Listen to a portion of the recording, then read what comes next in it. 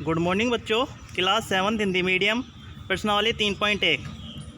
प्रश्नावली 3 है आंकड़ों का प्रबंधन। तो देखिए इसमें फर्स्ट क्वेश्चन है, अपनी कक्षा की किन्हीं 10 विद्यार्थियों की ऊंचाइयों का परिसर ज्ञात कीजिए। कोई भी 10 विद्यार्थी लेने हैं।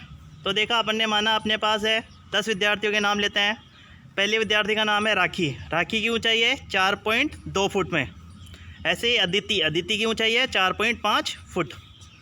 रोहित है, रोहित की 5 है। रमन है, रमन की 5.1 है। रिया है, रिया की 5.2 है। हरमिंदर है, हरमिंदर की 5.3 है। गौतम है, गौतम की 5.1 है। ऐसे देखिए आगे मयंक है, मयंक की 4.7 है। शिखर है, शिखर की 4.9 है। नीतीश है, नीतीश की 4.5 है। तो देखिए परिसर होता है, परिसर ज्ञात करना है। परिसर होता है अधिकतम माइनस न्यूनतम। तो इस सारणी को जब अपन देखते हैं तो इसमें अधिकतम ऊंचाई कितनी आती है? 5.3। देखिए 5.3 है अधिकतम ऊंचाई। और न्यूनतम ऊंचाई, न्यूनतम कितनी है? न्यूनतम है आपके पास 4.2। ठीक है, न्यूनतम 4.2 है। तो परिसर निकालता है अधिकतम ऊंचाई माइनस न्यूनतम ऊंचाई। अधिकतम ऊंचाई 5.3 माइनस 4.2। न्यूनतम ऊंचाई है 5.3 में से अगर 4.2 घटाओगे कितना आएगा आपके पास? 1.1 फुट। ऐसे देखिए क्वेश्चन नंबर 2।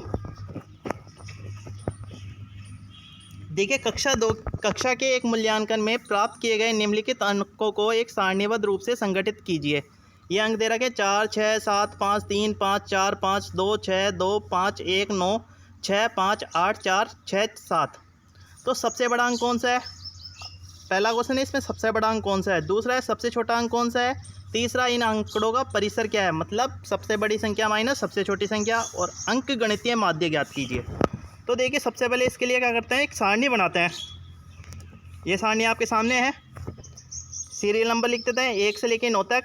अंक कौन कौन से? 1 से 9 तक ही है। मिलान चिन्ह 1 कितनी बार आ रहा है सारणी में? सारणी को देखते तो 1 आ रहा है 1 बार, ऐसे 2 आ रहा है 2 बार, 1 आ रहा है 1 बार, 3 आ रहा है 3 बार, और 5 आ रहा है 5 बार, 6 आ रहा है 4 बार, 7 आ रहा है 2 बार, 8 आ रहा है 1 बार, और 9 आ रहा है 1 बार। तो सबसे बड़ा अंक कौन सा हुआ? सबसे बड़ा अंक 9 है। फिर सबसे छोटा अंक 1 है। सबसे छोटा अंक 1 है। फिर इन आंकड़ों का परिसर क्या है? सबसे बड़ा अंक कितना है? 9। सबसे छोटा अंक 1। आंकड़ों का परिसर हो गया 9 - 1 बराबर 8। चौथा है अंक गणितीय माध्य। माध्य निकालते हैं सभी संख्या, जितनी भी संख्या दे रखी होती है उन सभी संख्याओं को जोड़ते हैं और देखते हैं ये कितनी संख्या है। मतलब ये संख्या कितनी है? 20 है। तो सभी को जोड़ के 20 का भाग देंगे। सभी को जोड़ते हैं तो सभी को जोड़ने पे कितना आता है? 100। और कुल संख्या कितनी है अपने पास? कुल संख्या है अपने पास 20। तो माध्य हो जाएगा 100/20 बराबर 5।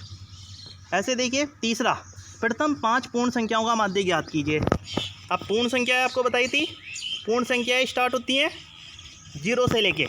तो प्रथम 5 पूर्ण संख्या लिखते हैं। 0, 1, 2, 3 और 4 हैं। इसलिए प्रथम 5 पूर्ण संख्याओं का माध्य है संख्याओं का योग बटे कुल संख्या। संख्याओं का योग 0, 1, 2, 3, 4। कुल संख्याओं को जोड़ोगे 0 से 4 तक कितना आएगा? 10। कुल संख्या कितनी है आपके पास? 5। तो 10/5 बराबर हो गया 2। अतः प्रथम 5 पूर्ण संख्याओं का माध्य हो गया अपने पास 2। आगे देखिए क्वेश्चन नंबर 4 है, एक क्रिकेट खिलाड़ी ने 8 पारियों में निम्नलिखित रन बनाए। 8 पारियों में ये रन दे रखे हैं आपके पास 58, 76, 40, 35, 46, 45, 0 और 100।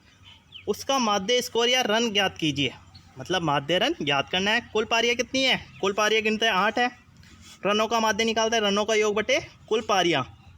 तो रनों का योग करते हैं 58 + 76 + 40 + 35 + 46 + 45 + 0 + 100/8। कुल जोड़ोगे कितना हो गया? इनको जोड़ने पे आता है अपने पास 400। 400 में भाग देते हैं, कितनी संख्या है? 8 है। 400 में अगर 8 का भाग दोगे तो कितना आएगा आपके पास?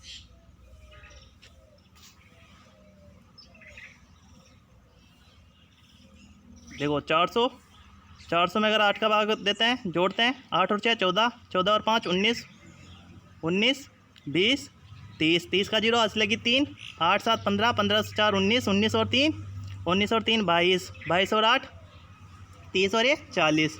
ठीक है, तो कितना हो गया? 400/8 कितना आ गया? 50। ऐसे ही देखिए पाँचवें में आपके सामने ये सारणी दी हुई है।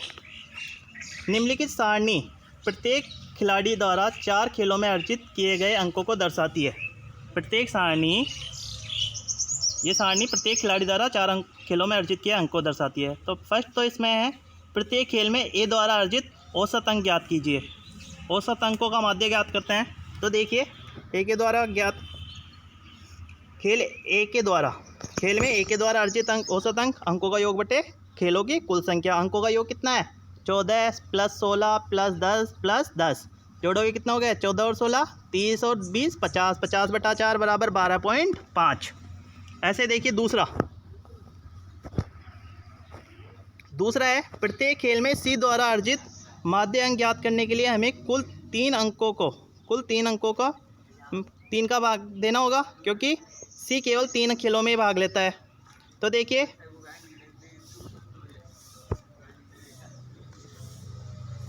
ऐसे देखिए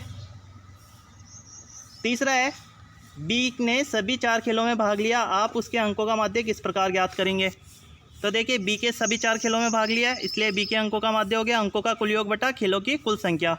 अंक है इसके बी के अंक कितने हैं? 0 8 6 और 4। तो 0 + 8 + 6 + 4 बराबर 18 18 बटा 4 हो गया 4.5। ऐसे देखिए फोर्थ किसका प्रदर्शन सबसे अच्छा है? तो किसका प्रदर्शन सबसे अच्छा है? सबसे ज़्यादा किसका माध्य है? ए का, बी का और सी का, तीनों के माध्य देखते हैं।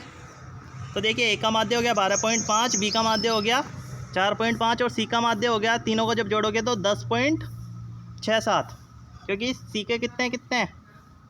सी के 8 11 और 13, 8 को 11 को और 13 को जोड़ोगे कितना हो जाएगा? 24 और 8 32, 32 बटा 3, 32 में अगर 3 का भाग दोगे तो 10.67। तो किसका अच्छा है? तीनों में से कौन सबसे अच्छा है? ए। तो लिख देंगे अतः सभी खिलाड़ियों के माध्यों की तुलना करने पर एक का प्रदर्शन सबसे अच्छा है। तो आज आपको क्वेश्चन नंबर 1 से क्वेश्चन नंबर 5 तक अपनी नोटबुक में करना है। क्वेश्चन नंबर 6 से आगे के कल करेंगे।